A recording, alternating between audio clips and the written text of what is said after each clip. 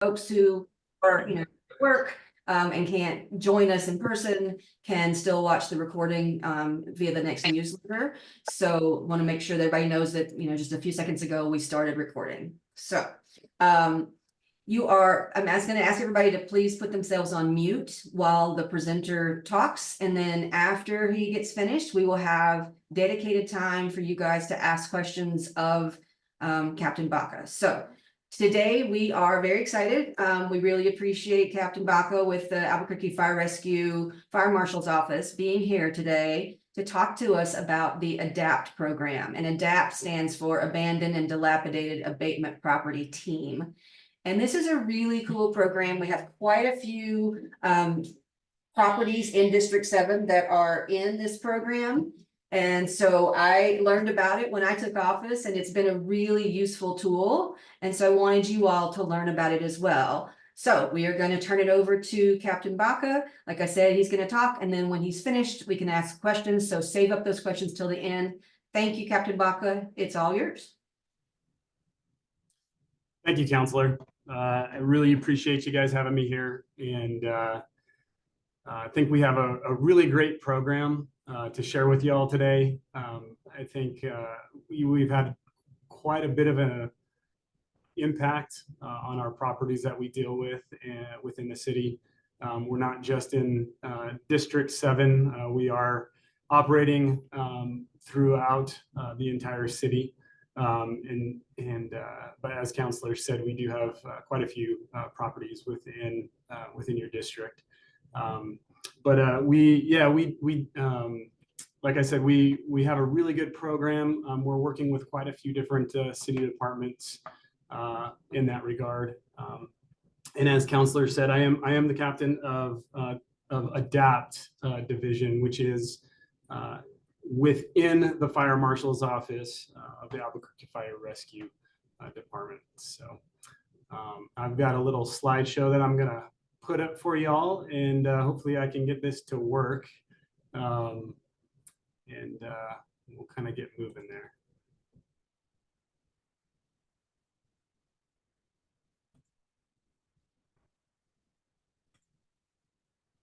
All right, are you all able to see that? Yes, our practice session worked. Great, sounds good. So as we said, ADAPT is a program that started back in 2019, and the acronym is Abandoned and Dilapidated Abatement Property Team.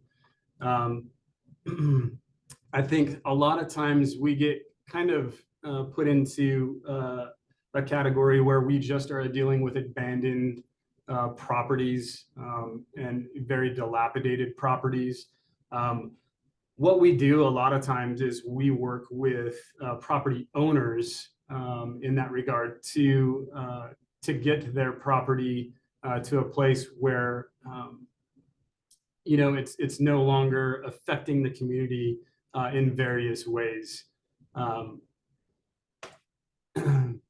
And so kind of what we do is as our mission, we identify nuisance properties throughout the city, whether they're vacant, abandoned, dilapidated. Sometimes they're substandard properties, but generally they have a serious criminal activity and usually pose kind of a threat to the safety of the city, our citizens, obviously. And that comes in all kinds of various forms. And to kind of achieve that, we work with various departments. Right now, AFR within the ADAPT division is kind of what I like to say, kind of one voice for the city, in the sense of when we're dealing with properties, a lot of times we can be working with that property, and unbeknownst to us, APD may be working with them, code enforcement may be working with them. And so what we have tried to do is become kind of one voice for the city, and we try to collaborate so that we are working together on these properties, with these properties, and trying to collaborate to find solutions for them. A lot of times, these properties become nuisance properties for various reasons. Sometimes they're are all the time, for the most part, they are public safety issues. A lot of times when we have these abandoned properties, vacant properties, you end up getting, vagrants, unhoused people that end up either living in or putting tents on, as many of you have seen these properties. And that creates a lot of different issues, whether it could be drugs or, consumption of city resources, where solid waste is going out there all the time to clean up a property, where APD is going out there to address criminal activity, AFR may be going out there to address EMS problems, or even fire issues. If there's fires that are starting on those properties, whether it's kind of what we call outside fires, just kind of like little campground fires that could threaten the structure, or even having fires within those structures just to keep warm, that become safety issues for not only the people that are in there, but for us as well. And then there's also the economic development issues that that come with all of those things. A lot of times investors are weary of investing into areas where their properties either could become a problem because of what is going on, or having problems because of what's going on nearby at properties close to them. So the reason, again, kind of why we kind of became a department or a program was because there was a lot of times multiple departments within the city not speaking to each other, not collaborating on some of these issues. We had, I think, a few different issues where APD had been working with property owners and asking them to do certain things. And then the fire marshal's office would come in and tell them that what APD asked them to do, they couldn't do because it was against fire code, and was going to create problems in regards to that. And so hopefully, this has decreased what we call the siloing effect, where, we are sharing information between departments, so that we can address these properties together as a city.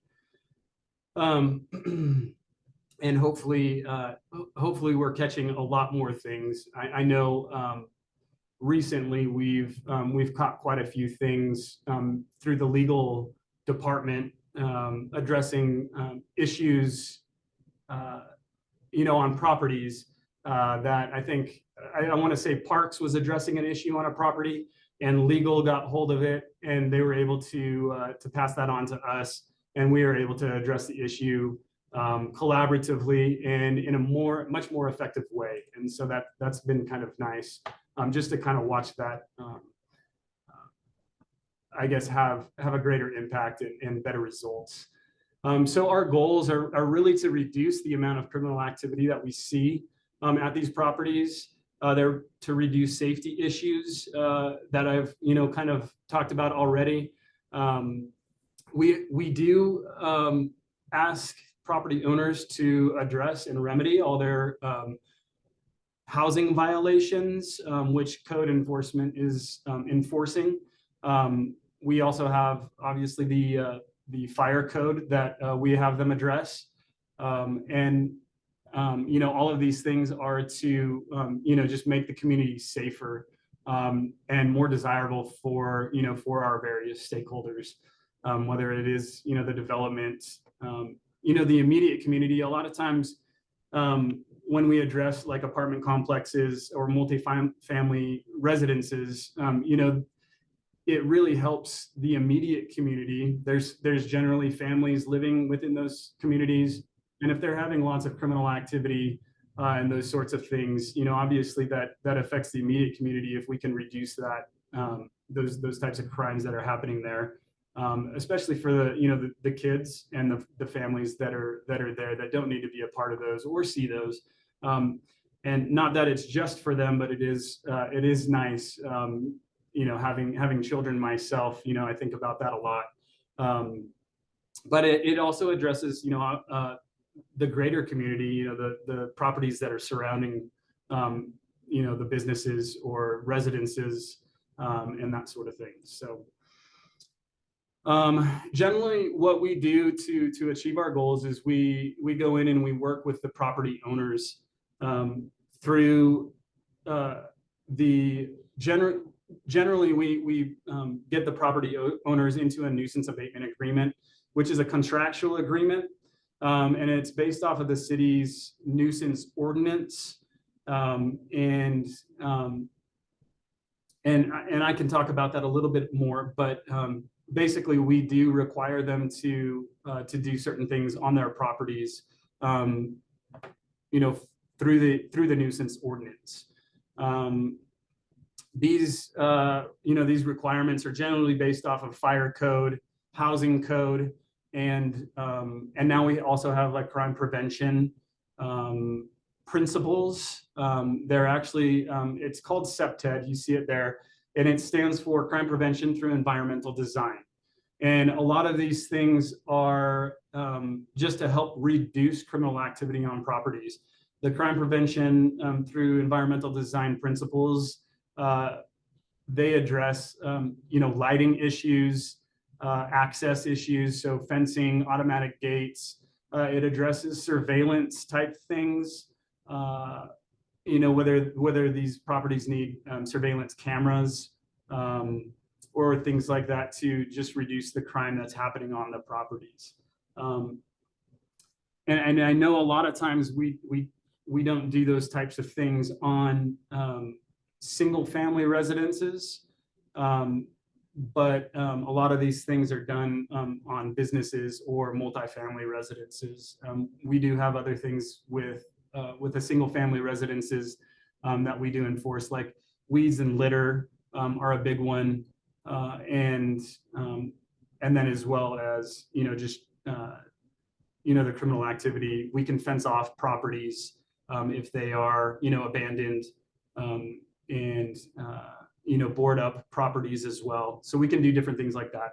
So generally we do work with these property owners to get their property into compliance.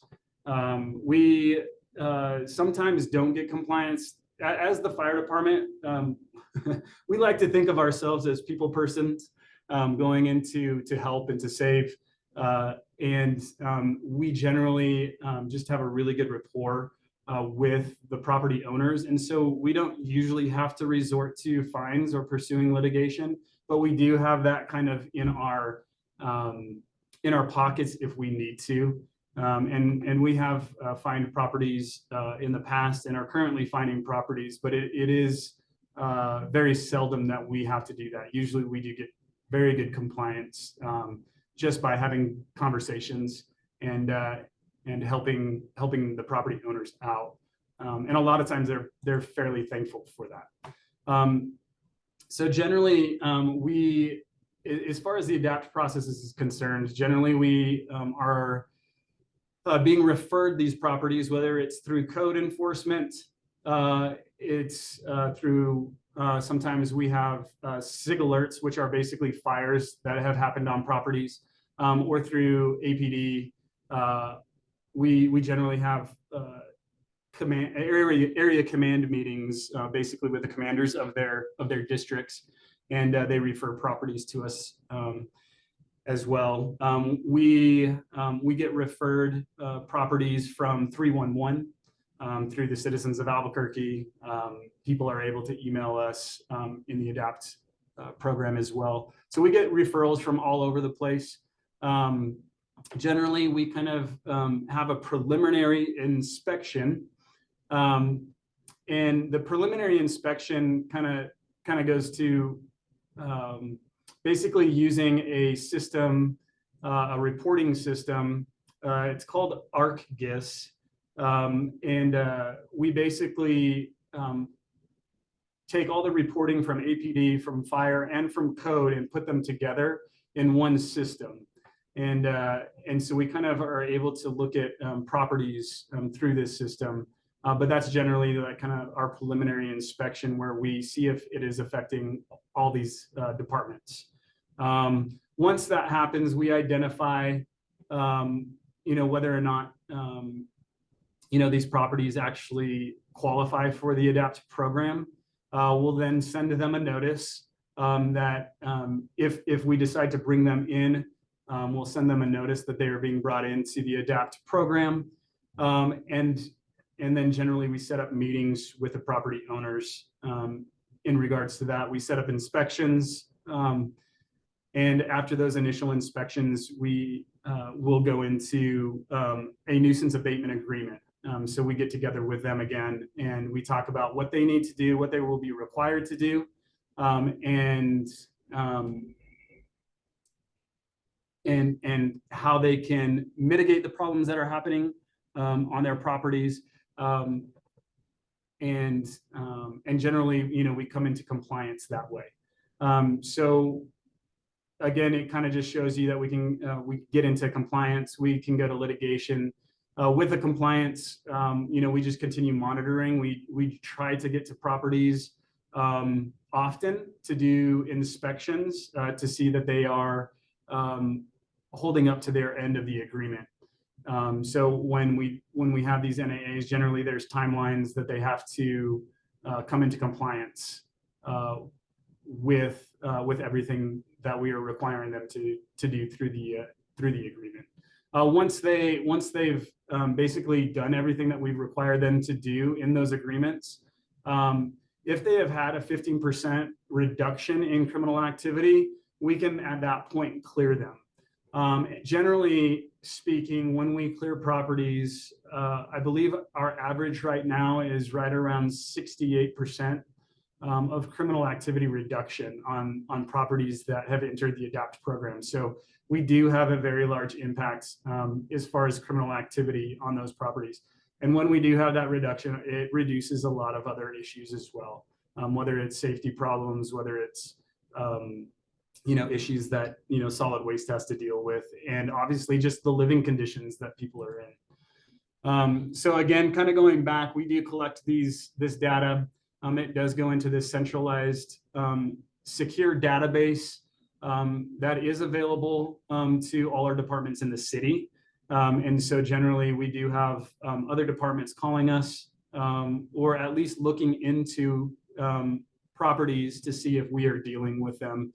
And they, if they do see within that system that we are dealing with them, they can contact us and we kind of help them and work with them through kind of our process as well. So this is kind of just a quick example of what it looks like. Over here, we just kind of have our properties that are basically in our program. It kind of tells you, kind of what steps they're in as far as, if they're in compliance, if they're out of compliance, if, they're being fined or if they're in litigation, those types of things. We also use this program. There's quite a few different layers to this program, but generally we can look at most properties in the city on this program to see if they actually qualify for our program. And what that kind of looks like is, going into a certain property, you can actually click on these little dots on here, and it brings up information whether or not AFR code enforcement or APD has been to those properties and how many points they've accumulated, kind of thing. So it's just a kind of a brief overview of what our system kind of looks like.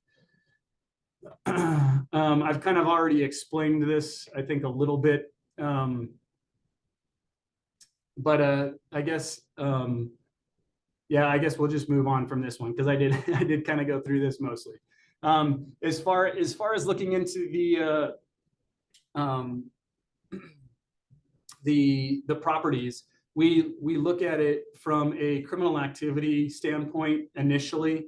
Do they have enough criminal activity on the properties to bring them in. And generally speaking, for adapt a property to meet our requirements, it has to affect multiple departments. Again, like I said, it would be initially criminal activity, but then it also has to have what we call crossover. It's affecting code enforcement. They've been out there and cited them for violations, or they've had fires, they've had hazmat problems, they've had any various kind of issues with the fire department. Multifamily residences meet the threshold, the point threshold at 80 points for criminal activity. Non-residentials, which are basically commercial buildings, commercial properties, have to reach 40 points. Single family residences meet 15 points, and undeveloped, so basically vacant, a land has to have 10 points. And we also bring these properties in as what we call crime-only properties.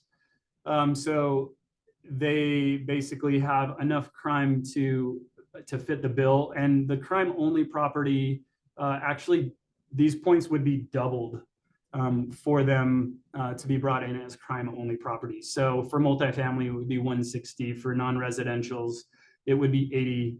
For residentials, 30, and undeveloped, it would be 20.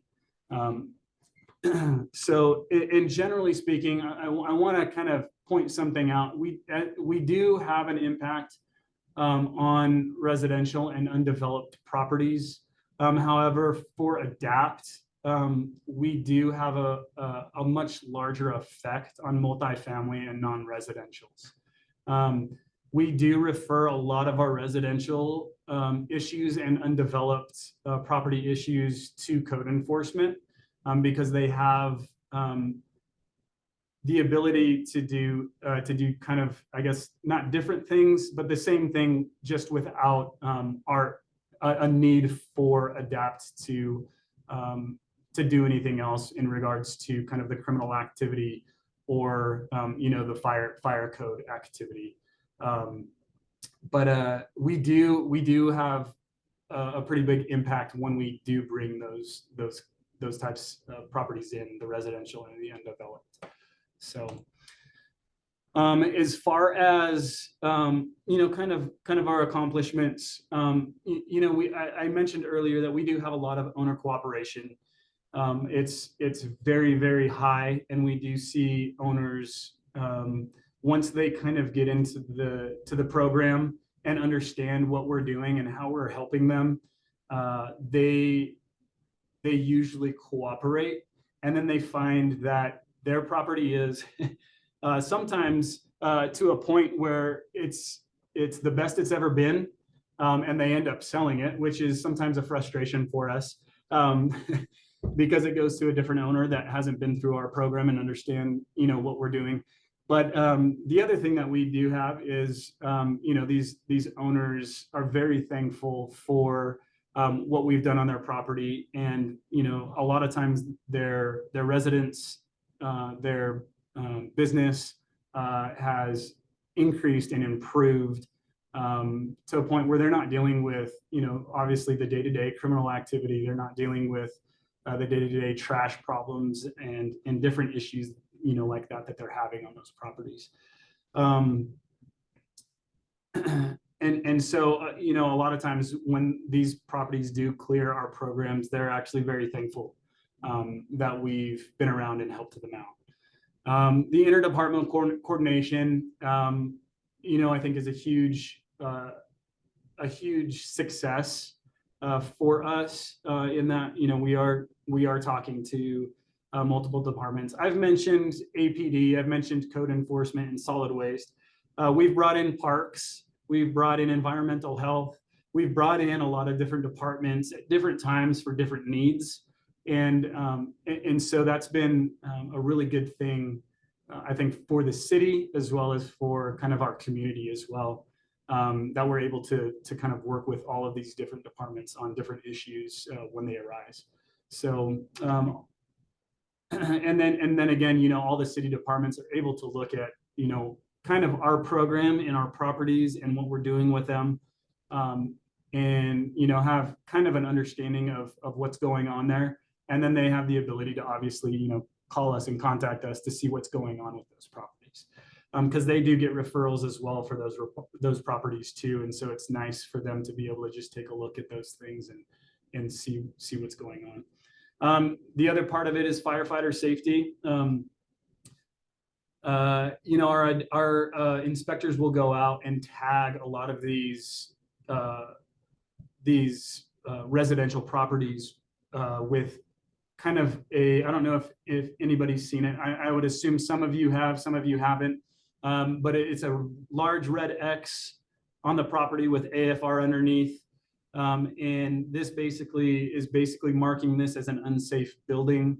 And this kind of indicates to our guys in the field that are responding to fires in those places that this could be an unsafe building for them to actually enter if there is a fire. And so at times they will not go in and they'll fight a fire from outside. Especially if we have the understanding that there is nobody in those buildings. And so we've made it a lot safer for those guys. And then as far as our crime prevention, again, I kind of mentioned that, you know, we do a lot of crime prevention through environmental design. And that's where a lot of our effect comes from, is these principles that we implement at these properties. And again, you know, we have close to a 70% average reduction of criminal activity on these properties. So those are some pretty exciting things, I think, for us, for our properties that we have within our program. And then just kind of, you know, again, to summarize it, we address what we call and deem nuisance properties. And these are deemed a nuisance properties through the city's ordinance. You know, again, we collect this data and use it to find these properties, to help these properties, and to get them into compliance so that, again, you know, our community is safer. It's, you know, it's more attractive to investors, and it's more attractive just really for our citizens, for you guys that are out there, you know, having to see it day in and day out. And, you know, we're here to help. We're here to help kind of in any way that we can. And so sometimes we just get referrals for for all kinds of different things, and we can just, you know, direct people to either the departments that can help, or we will, you know, we'll deal with it ourselves in a way that we can figure out.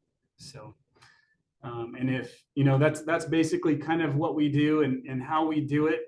I could probably talk to you for another 5 hours and you may not know exactly what we do still, or how we do it, but that's just kind of a brief overview of that.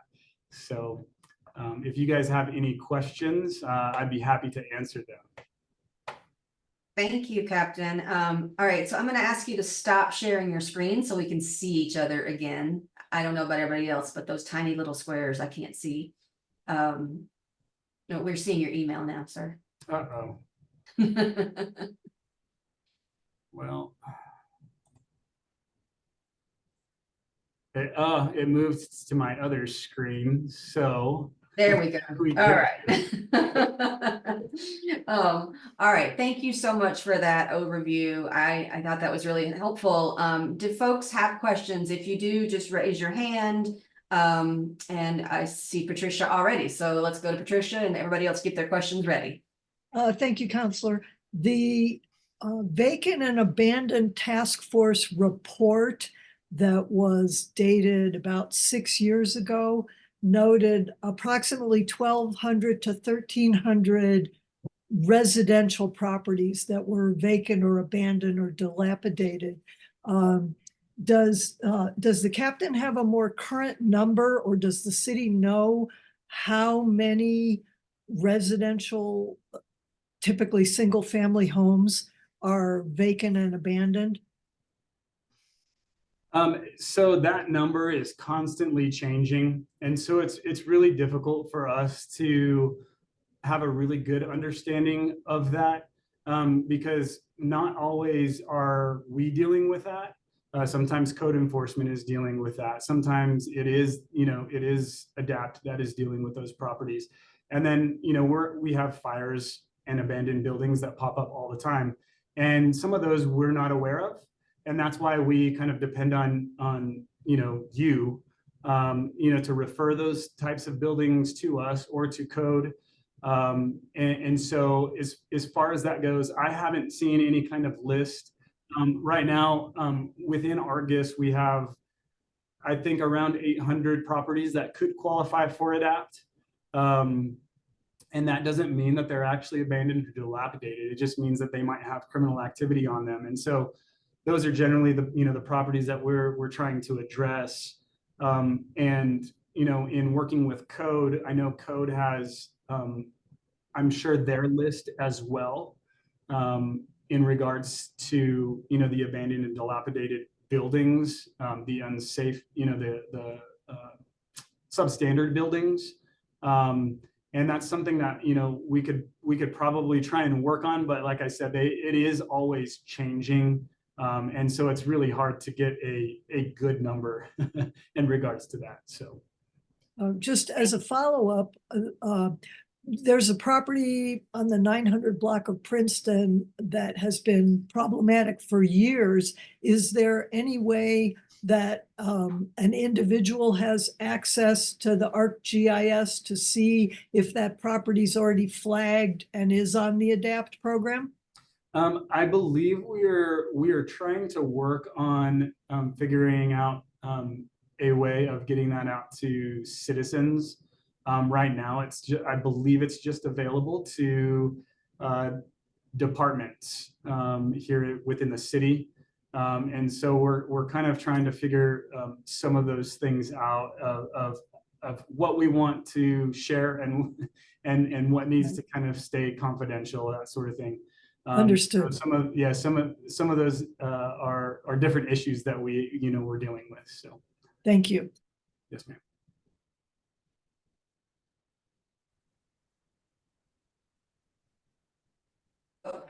I'm talking with my mute on. I'm sorry. We're going to go to Debbie and then Catherine and then Maya.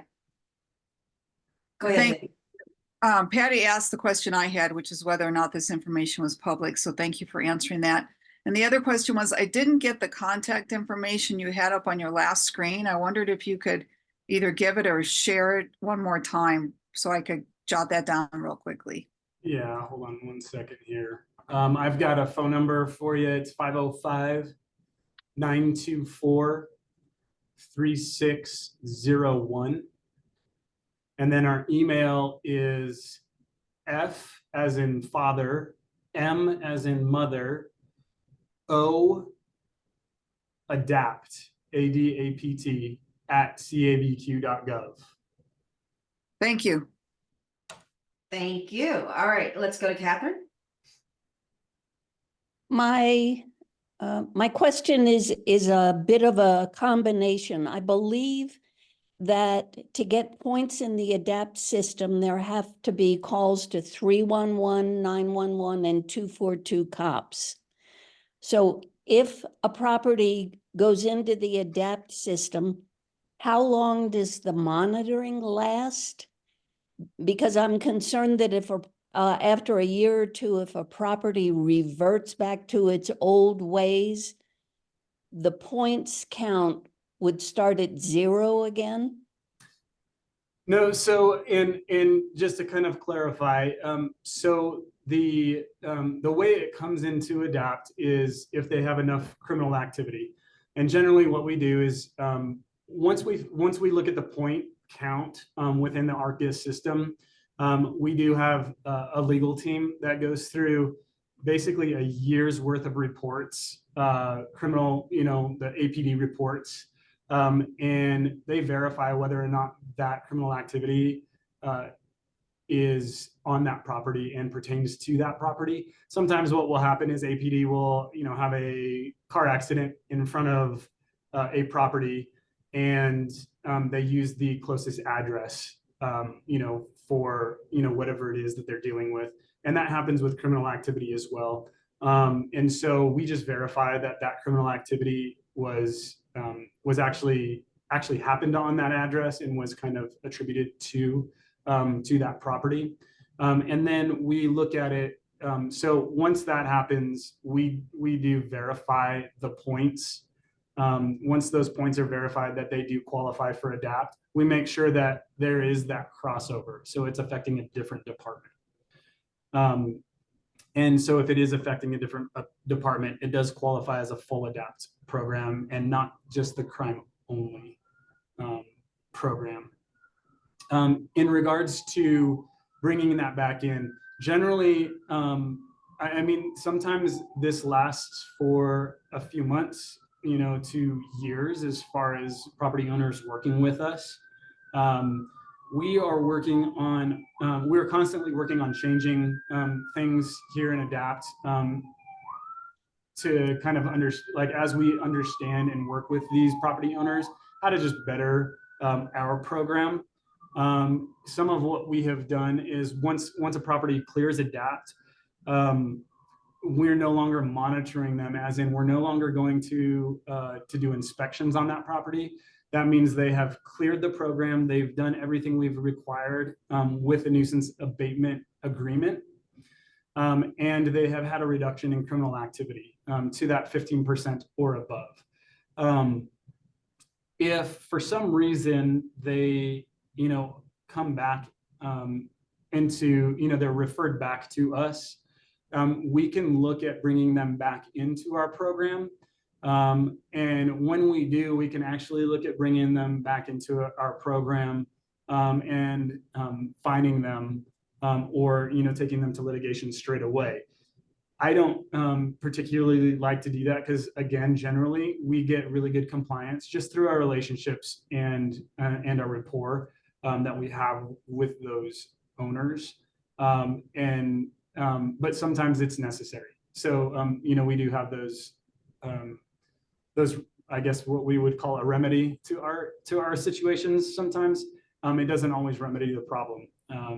Usually people like to work with us before we actually, find them. But yes, we can bring them back into our program and we can start working with those owners again. Thank you. All right, thank you. There was someone, Maya, sorry. Maya, go ahead. Thank you, Councilor.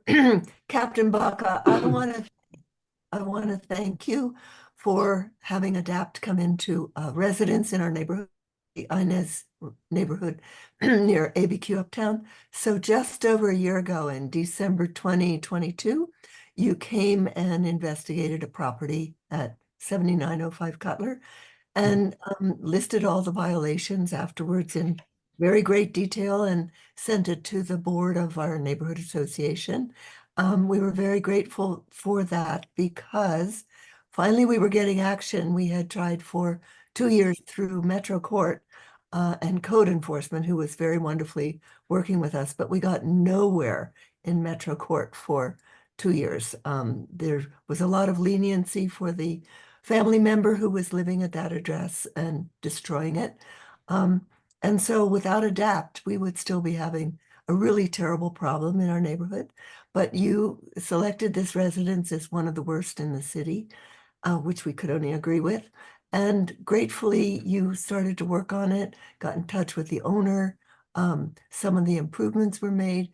Then the owner sold the property and the new co-owners have completely revamped it, emptied out 12 or more huge dumpster loads of things that were in violation inside the house and on the property. And we're very, very grateful for you and that ADAPT came in to our neighborhood and cleared up what was a very bad problem. So thank you. I'm really glad to hear that. Thank you. I wasn't personally a part of that one, but our team, actually most of our team that is here was there and working on that property. So kudos to those guys. And yeah, I'm pretty proud of the program and kind of the successes that we've had. So thank you very much for sharing that. Thank you. Thanks, Maya. Let's see, Michelle Metters. Oh, Hi. I'll get to you not next, Michael. Sorry, I didn't see your hand, but Michelle and then Michael. Yeah. I read that Albuquerque is considered one of the best managed cities in the country, but hardly anybody probably knows that or believes it. I think one reason we get a bad rap is because it's an elastic city. It's all one big city that grows instead of a bunch of suburbs stuck together. So the numbers are for the whole city. You can't take out just a suburb and say, oh, that looks good. But I don't think enough people appreciate how well the city does on so many things. Thank you. Thank you. Thanks, Michelle. And then Michael Dexter, I saw your hand up and then we'll go to David after that.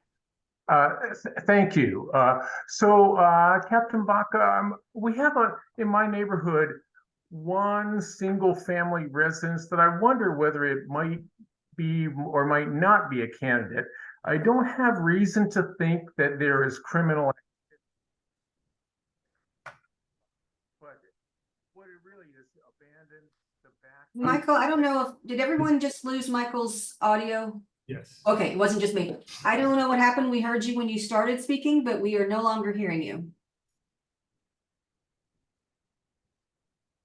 Yeah, no sound at all.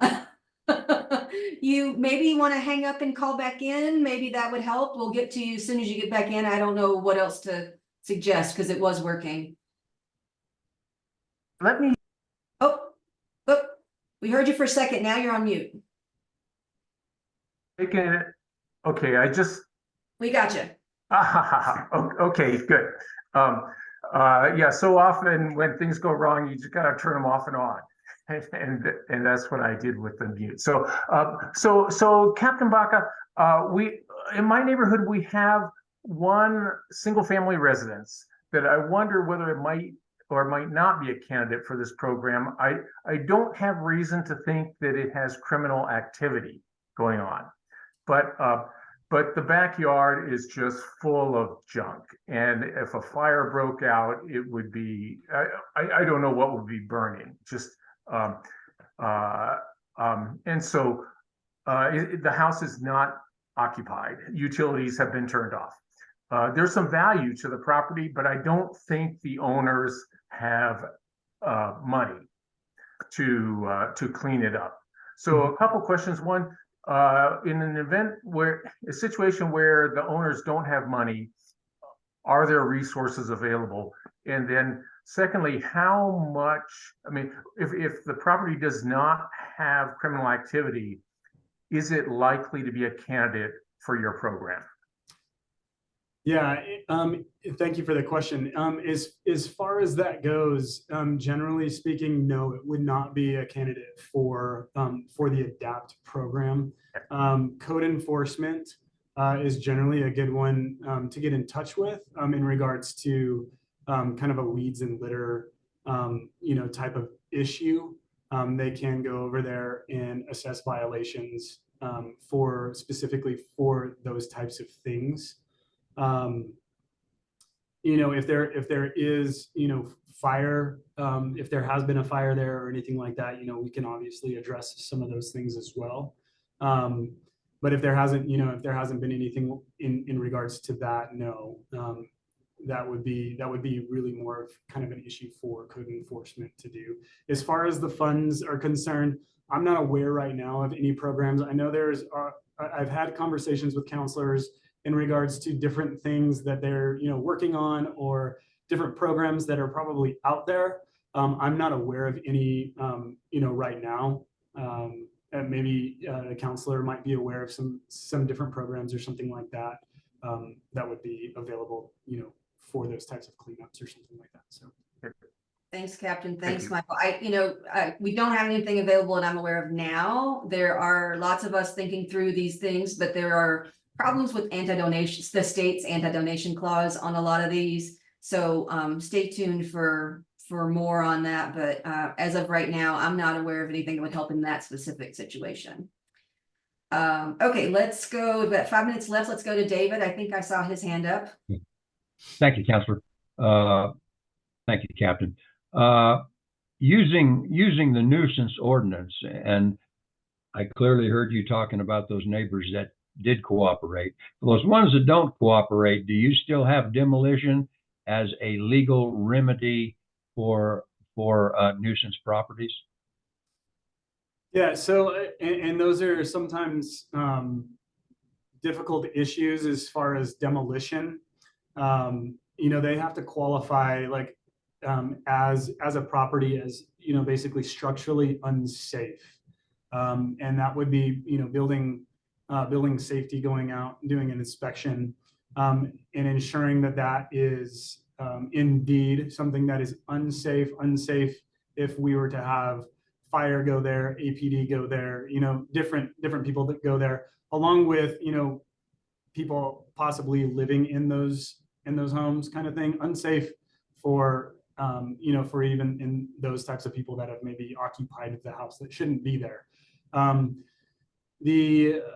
think kind of as you move kind of down that that route, there's a lot of legal issues. There has to be, I think, approval through different entities, through different, I believe city council does some things, and those are sometimes difficult, you know, difficult things to get through, you know, because they are people's homes, and so it's difficult, but sometimes those do happen. When we talk about emergency demos, those still have to go through city council, but a lot of times either, I know, you know, code enforcement is, and building safety is really working with those property owners, or they are going and taking care of those themselves. And those are just different situations. It's all situation based. So I'll just add to that, David, I'll just add to that quickly that, you know, that all comes from the planning department. It does not come from the ADAPT program directly. And it's the, you know, code enforcement and building safety folks, but it is really hard to get a demolition approval. It goes through many places, and then it comes to council, and we've literally had buildings that had fire out, and I'm not making these numbers up, like 79 times for 79 different fires. APD has been called out over 100 times, and the council will still say, let's give them 60 more days. So that is not a tool that we get to use very often for all the reasons that Captain Baca said. And that's been my experience too. They keep, you know, extending the timeline out there. Just another quick question with respect to the ADAPT program. Is there any kind of a goal or timeline for resolution of property owners that do cooperate with the program? They are all different, and they're different. When we get attorneys together, you know, all the attorneys speak about that, but we do come up with things that are reasonable for these property owners to do, and reasonable times to get those completed. And so those are, you know, actually contractual agreements that we do have, and some, you know, have multiple timelines, and some have just one major timeline. So all those properties, yeah, have different agreements. Councilor, may I say one quick sentence off topic? Let's finish this up real quick, and we'll come back to you, David, because it's getting close to the end of time, and I want to respect everyone's time. So I don't see any more questions for Captain Baca. So we're going to thank him so much for giving us this full hour and all this information. You all have his contact information, so please reach out if you have further questions. And if you need anything from my office, as always, reach out. So thank you so much, Captain Baca. We really appreciate you. If folks want to stay on, I have about 3 more minutes that we can talk about other things, but I would like to, we'll go to David first. But I do want to say before that, you know, this is like the 3rd year now of us doing these monthly Zooms. And we've done a couple of surveys. We've gotten your input on what you wanted to hear about. Sometimes things come up that are kind of emergencies that we want to stick in there, even though they weren't originally identified, like the speed racing issue last month. But I want to say, if there are other issues that you are interested in and you want to get in the queue for these monthly discussions, please let me know. You can email me or Elaine. but just email me. It's tfiebelkorn@cabq.gov. And let me know, and we can work those different topics into the queue for the next ones of these Zoom meetings. And then I know it's after 11, so if anybody has to jump off, we will see you next month. David, let's go to you. Counselor, I just wanted to thank you for what you had to say prior to the banning of the Air Quality Division Control Board. It was spot on. It needed to be said, and I'll never forget what you particularly said. So thank you very much, Counselor. Thank you, David. That means a lot to me. For folks that are still on, just so you know, I think it's atrocious what we have done. We have broken the law. We have overstepped our bounds as a city council. That is now being adjudicated in the courts. The county has signed on to the lawsuit along with their quality control board. It will be a long drawn out fight in the courts. It was unnecessary. It's a waste of time and money. And I'm just appalled that that's how the city has behaved in this matter. So I really appreciate that, David. Thank you very much. Okay, I don't see any other hands up. It is 11:01. Sorry to keep you an extra minute, but we will see you next month. Item or a topic to be determined. So email me with anything you want to hear about. Thanks. Bye-bye. Thank you. Really appreciate it. Bye.